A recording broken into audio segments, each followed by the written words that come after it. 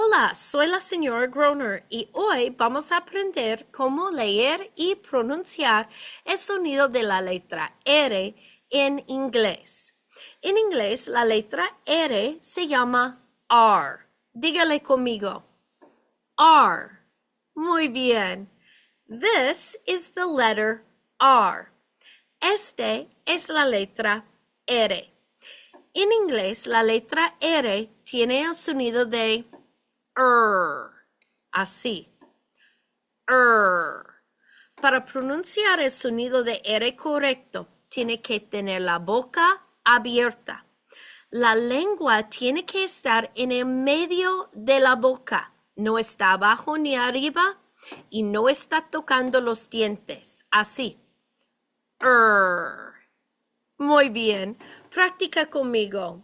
Er, er, er, er, er, Muy bien. Una palabra muy común que comienza con la letra R en inglés es run. Run. Run. Corre. Otra palabra muy común que comienza con la letra R en inglés es rabbit. Rabbit. Rabbit. Conejo. Muy bien.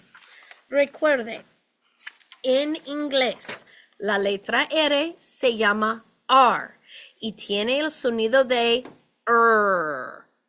This is the letter R. R says Muy bien. Muchas gracias por venir y practicar conmigo. Ojalá que regresan muy pronto.